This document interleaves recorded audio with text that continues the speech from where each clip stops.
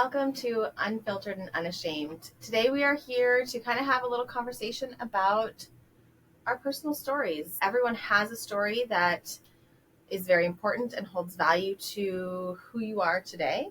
And I think people enjoy telling their story. And as you get older, I don't think people take the time to share it and or ask people about their story. I know when I meet new friends or meet new people, I don't say, hey, where'd you go to middle school? Yeah, well, for sure not middle school. I mean, even, maybe high school, college. We live in a community where you went to high school is an ongoing question, I feel like. I would agree, I suppose. Because More most people so stay than here. More so than I've heard Than other communities. And that makes sense. They're more focused on where you go to college. Sure. I don't know what that is. But maybe it's the traveling that we don't really have people that kind of, well, I would say the most majority of people stay in our area. So, yeah, I think it's also the easiest way to find connection, actually. Agreed. In the community, right? Because if you went to high school at wherever and you're asking someone and, you know, their spouse went to that same high school, like Sure. Now you've built a web of connection. Right. It feels familiar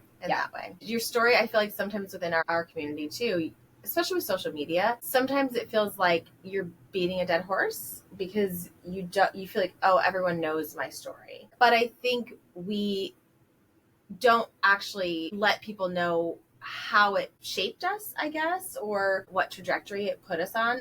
It really is, I think it's fun to look back. So that's kind of what we want to take the time to do today. We're going to kind of go on a journey and life lessons that went along with it that correlate to even experiences that we are in current day, and it'll be fun. And I think at some point in time we will have you on to share your journey and your story if you should wish to. I feel like people want a place to have that safe space to talk about their lives, and they're too embarrassed to do it on their own or just don't have access. Yeah.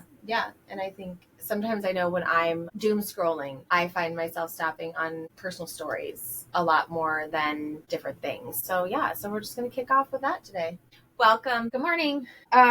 Before we get into that content, starting to divulge our deepest, darkest secrets, and go all the way back to middle school, what has been your highlight over the last few days, and what has been your biggest challenge? Highlight. I feel this might be a little odd. I pulled out my steamer, and I cleaned bathroom floors with that and a toothbrush. I think I had an overwhelming feeling of uncertainty, maybe, or just no lack of control in my week, and that gave me. It was like a coping skill. It was a coping skill, but it was also something that I could see the results of. Yes. Which was fantastic. So that would be a highlight. You know, I don't want to say low of the week, but maybe something that I feel like I could have gone without or would shift or change would probably be utilizing more of my downtime more productively. So I had the one great day of productivity, but I feel like I let myself down on the flip side of that with my other spare time. So, you know, you can always make improvements. And I've been told multiple times that it is okay to go home and do nothing. I'm just personally not good at that. So that's something that I see as a bad part of my week. What about you? Highlights, I think probably planning for, you know, doing this podcast together has really kind of been a highlight for me this week. And, you know, thinking through things we might want to talk about and what that looks like is exciting. I've shifted to more excited than nervous, and that's a good place to be. For sure, yeah. So that would be my highlight. My challenge this week, I think, has just similarly maybe to yours, like out of control, like haven't necessarily felt really grounded. So I think that's been my challenge, is to like keep trying and doing things that can help me feel secure in general. Sometimes that looks like cleaning, sometimes that looks like taking a nap. Sure, yeah. And doing it knowing that it's all, whatever you choose to do is okay. Right. And letting the guilt go. That's personal the hard guilt part. Is bullshit. Like, it's just, it needs, I don't know how to get rid of it, but it's heavy. And you may not feel it in that moment, and it might be something that you come back to a few days later or, hours later or whatever. That's tough. I mean, we kind of have an ongoing joke at home that if I take a nap, that's it. I will wake up crabby because I'm now angry that I didn't do something more productive at that time, even if I absolutely needed the nap.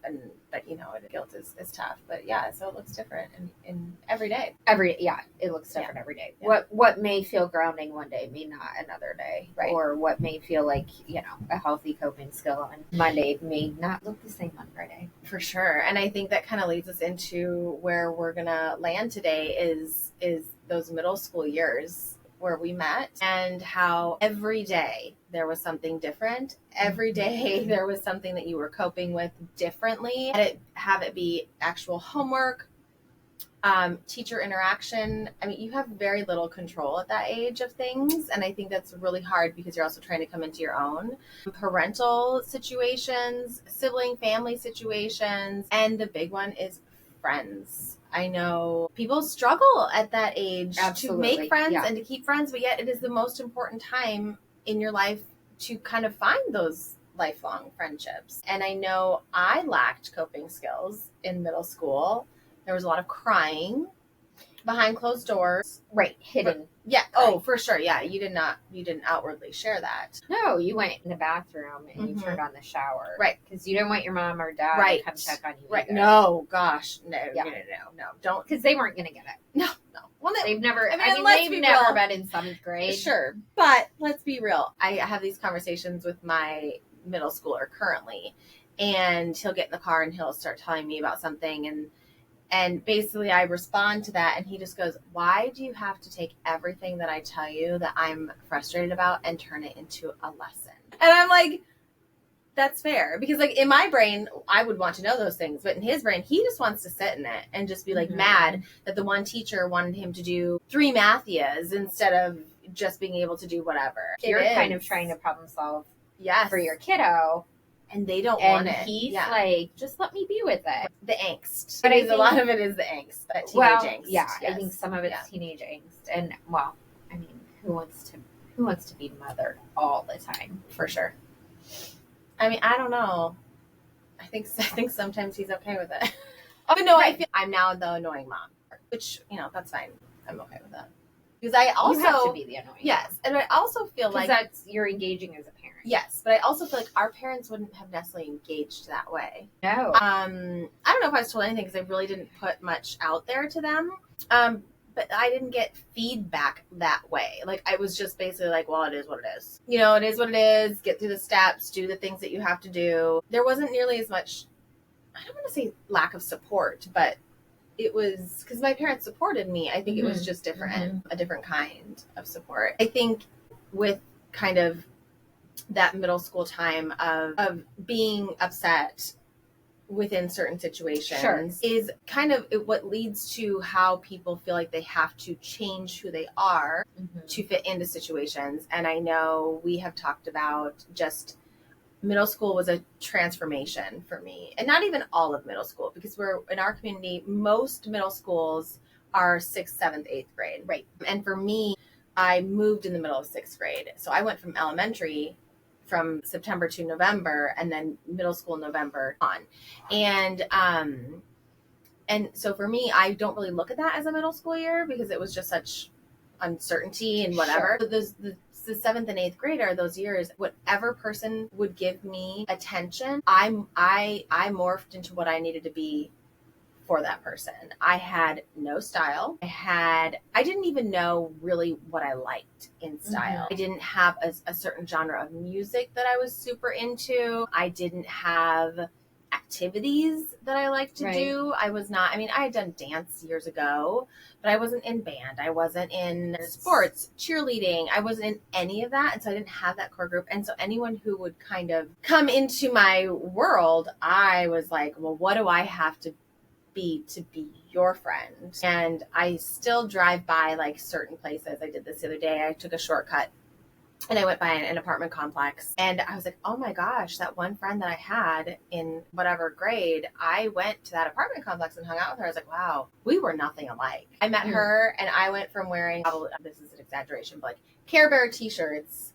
to, this style's back in now, but to wearing chokers Sure. and bodysuits and those awful shirts with the big pirate sleeve, the bell sleeves. Oh, I mean, but that's what she wore. I really feel like I spent a good part of that time in my life just being whatever I needed to be to fit in. Where do you fit? Like, do you feel like you fell in that same space, or did you go in with a certainty of who you are and what your intentions were? I definitely wasn't certain about who I was.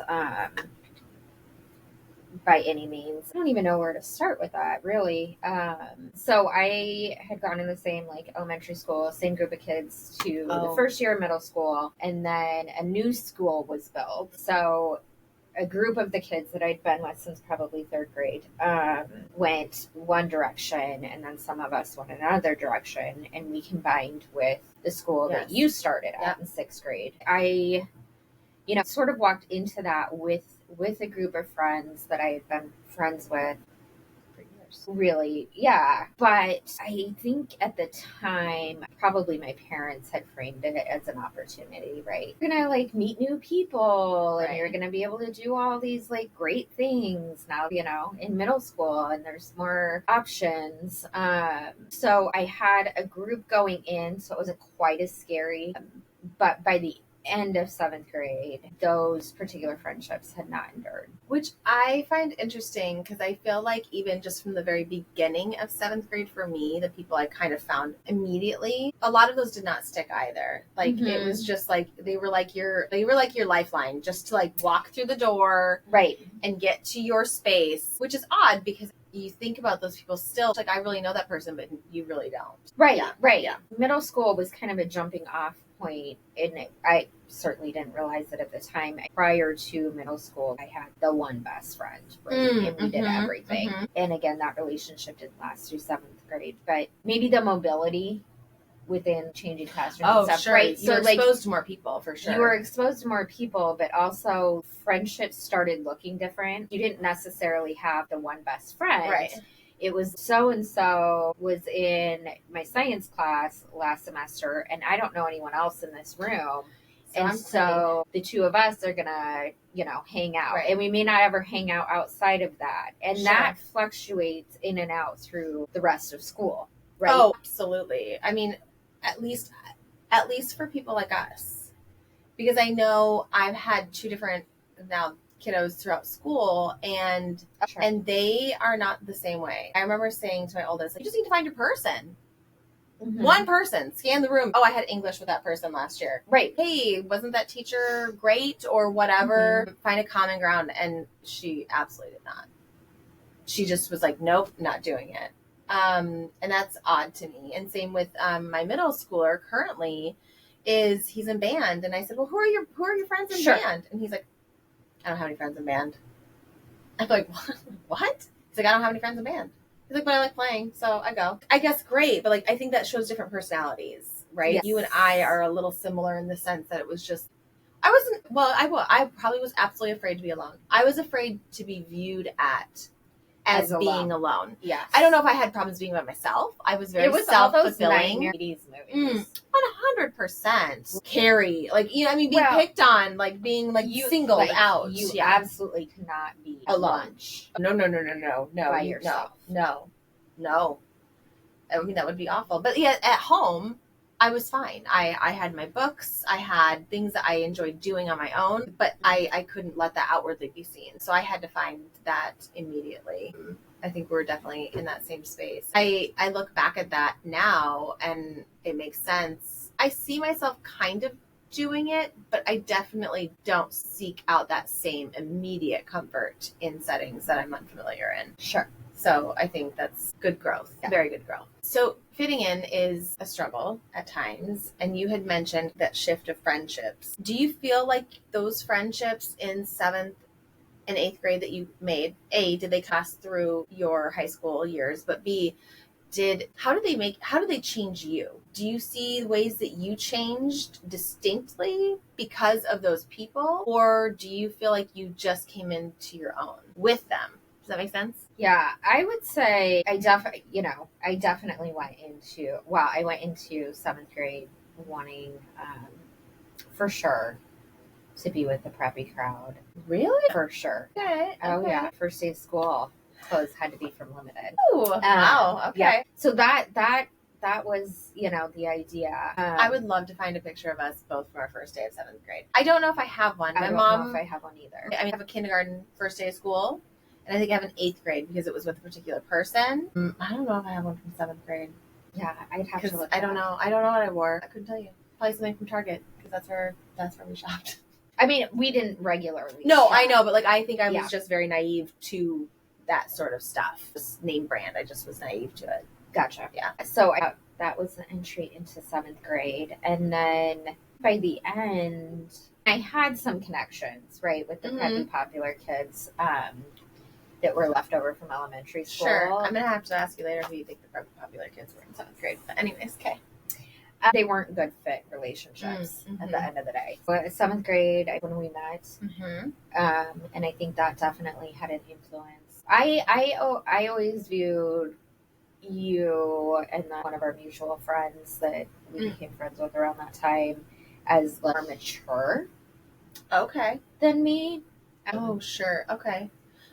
And funny because I would say that I viewed you that way. So then I had something to aspire to. Sure. Be a little more independent. Okay. I feel like the biggest shift was I was able to stop worrying as much about having this particular friend group and fitting in quite as much with the mainstream kind of what I would actually consider mean girls at this point. We had a lot of Regina Georges at our school. Think I was naive to it. I really do. Maybe I just put a blanket over my head through 7th grade. I don't know. So we met kind of in it was kind of all these little fishies coming together and staying in one pond together. And so we all kind of fluctuated between that group. And it was almost like we built our own community in that sense. But yes. I had one, and I guess you did too, that we both kind of singled out with for a little while. Right. And I think, at least for that situation that I was in, that person was viewed as a tough girl. And so I maybe just didn't hear about all of the negativity and the talking, and maybe I just didn't pay attention because I was so just focused on what I was doing. But I don't recall that. But I saw it in high school, and it was probably the same girls, same sort of situation. Yeah. I mean, and boys, because they had a little group that they fully were in with that. Yeah. And I think it's interesting to see how that kind of carried out. But I think with groups, it is tricky too, because I think we had our own, not Regina Georges in our group, but similar, right? I mean, because someone would say this and something would happen. But I will say that whole group kind of stayed friends for the remainder. Yeah. And I think it was a absolutely life-changing group of friends for me. 100%. I would agree with that 100%. I can't say it was all in positive ways. Is anything all good or all bad? Right. No. And there were people I could erase from it and not be upset about looking back now. But yeah, it is a time of great independence for sure. Right. So I think, our friendship and some of the people that we spent time with was not necessarily fully coming into my own, but I was caring less about the majority opinion. Well, I think it got smaller, so it was easier maybe to fulfill because your group was smaller of those things that you had to match up with.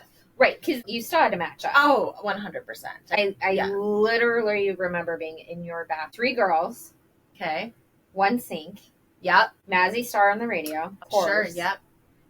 Just spending minutes upon minutes perfecting our black eyeliner. Wow, yeah. Remember? Yeah. And then we'd get there, and then someone would be like, no, guys. Well, and I was never good at it either, so that I struggled with that. And that's where I talk about our group of comparison got smaller, but it was still there, 100%. Right. And I never felt like I was the best at anything. The guy always was like, that person's better than this. I always thought you were better at everything than I was. That came up at dinner with another friend a while ago, and how we viewed ourselves compared to each other is just wild. Yeah, it's wild. I looked up to you. Yeah, that's very kind. I mean, I think I looked at you as you were just the responsible, smart. Yes, you did things that you still enjoyed. You had passions that you would put out there, and everyone knew it. And I mean, I was just like, hey guys. It's the way I view it, right? That's funny because I mean, as you say that, I'm like, oh, what the hell was I what the hell was I passionate about in AIDS, 7th grade? You were definitely very passionate about sharing information about AIDS, and that whole situation, and the books, like advocating. Yes, yeah, and reading. I remember reading Little Women, and maybe that wasn't middle school. It would have had to have been, I think. And Gone with the Wind. I mean, I just want you carrying around these books. Yeah. Wow. She can get through that. I would start it and then be like, no, I can't. So that follow through, right? And now knowing you the way I know you, I don't know if it was healthy that you put yourself to that task. Upon reflection, what we would call that is dissociation. Good thing we didn't know these things then, right? I still believe reading is a great coping skill. 100%. 100%. Yes. But there may have been some living in someone else's world. Right. Through books. Yeah. And I think I did it through avoid living in my own world.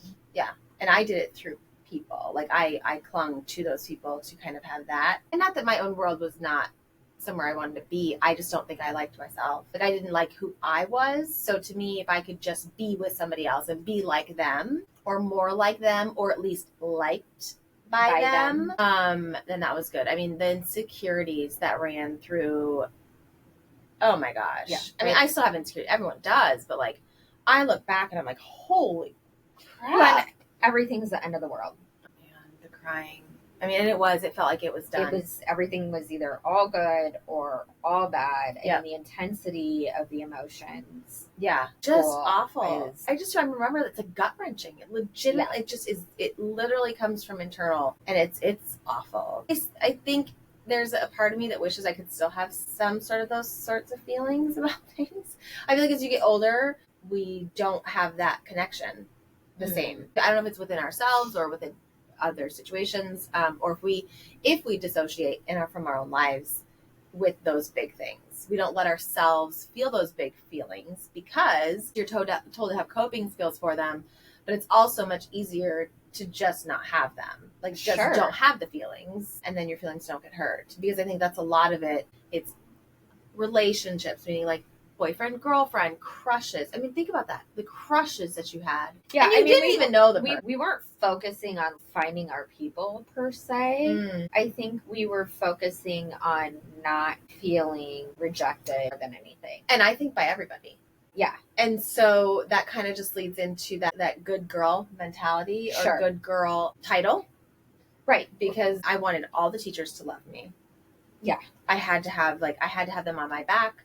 I had to have and if I felt like they didn't like me, I mean, the lengths I would probably go to like make sure that they did, or just people in general. Like I needed everyone to know that I was the good parents, friends' parents. Friends' parents was a big one. Yeah. And I think it's interesting because again, I feel like friends' parents, and I do think teachers viewed us because we were so worried about it. We pulled it off. We did. Yeah, we did. I mean, to this day, my parents adore you. So cute. Yeah. We're how many years? Right. Years. But if they only knew some of the shenanigans that you would have never done had I not been there, or... Well, they know now. Sure. Do all of them? Well, not everything. Sure, but I mean, they definitely have been updated on some of the shit we pulled. Yeah. And we're initially astonished, right? Like, what? Her? She did what? Yeah. But I think it showed that we had to have been more mature. I mean, we had to have been than some of our peers. I think we just naturally are a little bit more caretaking and afraid, I think, of not confrontation, but punishment. Like, I don't want to get in trouble. Oh my Lord, to get in trouble. I mean, I will break the rules all day long, but if I get in trouble for it, it's like, I'm done. There's that internal shame. Well, and shame is a big part of it. And we had this conversation earlier. It was a past experience. And it was relationships and how your relationships with people in that age, outwardly, you would never let anyone know that it was bad. Right. And this is probably more like boyfriend, girlfriend, whatever. This is more like if there was unhealthy stuff happening in the relationship. Yes. Yeah. And I mean, everyone's had the friend that is mean for no reason or dated someone mean for no reason Yeah. or tries to break you down. But that's where that shame came in. And I was telling you, like, because you felt shameful that someone would treat you this way, and to not have your people who love you, support you. But and they probably would have supported 100%, but would you have known. accepted the support? I mean, you go back and I look at like certain particular situations. I have to walk through this on my own. I have to figure this out. And now I feel like I definitely have less shame. I might not have enough shame. Hence, in all honesty, being unfiltered and unashamed. Like, really, it really sums up my more adult personality. I think I spent so much of my life feeling shamed about certain things, not necessarily even from anyone but myself. And it kind of goes along with that guilt. And it just, I don't know. The guilt is harder for me to combat, but the shame, I'm just at this point, I'm like, this is it. I might not know really who I really am. Truthfully, at the end of the day, I'm trying to be the best version of what I want to be, but I don't give a shit anymore. I can't care that much to carry my own shame. If someone else wants to shame me for my behavior, my actions, my choices, that's on them. I can't take that on anymore. Shame is different than disappointment. Oh, absolutely. And I feel like shame is more of you take whatever feeling someone else is giving you and turn it into shame. And so I feel like that really settles in kind of in those adolescent years. And then really comes into play in middle school. And that's probably where all those big emotions come from too, right? Because it's all stuff you're internalizing. Shame is about who you are, who you think you are. It's about your character. Who you want to be. And like you're not guilt is a behavior. It's you did or didn't do a behavior. And so there's definitely a lot more internalizing than shame. Yeah. Yeah. And I think it's hard to break through that. But at the end of the day, this is also kind of what goes back. We had a little chit chat earlier, is that we are all humans and we're all going to, obviously I want to have standards for myself. Sure. But the shame has to go away. Like, it just has to. I don't know if there's any growth that can come from shame. I mean, that's a really good question. And Brene Brown has tons of stuff on shame and shame resiliency. Doing what I do, I'm a big proponent of feeling the full range of human emotions. The thing with shame is it's easy to hook us and create a spiral. Sure. Where we start to feel really terrible about ourselves. We're internalizing. It's a human experience to experience shame sometimes. I think as we get older, we experience that less and less. It's the practice of not getting hooked. Which is tough. It's tough. And I guess that's maybe where you can, what you'll get from shame is just learning how to allow yourself to maybe have initial reaction, but not spiral with it. Yeah. Don't go down that rabbit hole. Because I think, if you did something that didn't align with your values, you might have some feelings of shame about that. Sure. And it's not that we want to ignore that per se. That doesn't mean that I'm a blanket statement a terrible person. Right. And I think socially, like, a lot of people feel shamed if they share their opinion and people don't agree with them. It shouldn't be, but I feel like it can be. It can be. And absolutely. I think that's something too where the unfiltered, unashamed part is, it's like, I'm me. And I can't, first off, I can't filter that anymore.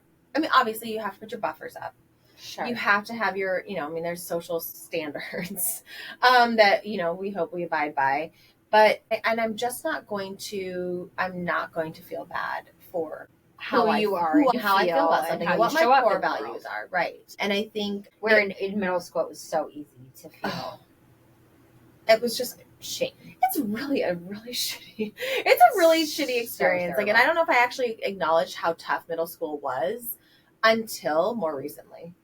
And I think that's because I had all the friends that I had. So I just assumed that my middle school experience was great. There are people who have worse. But I feel like it's a really, really hard time to get through. And I feel like it does. I mean, oh my gosh, I will never forget. There was something that I had gotten really upset about, and I felt very alone. My friends were doing something without me. And I memorized the Jewel, is it Pieces of Me? Or no.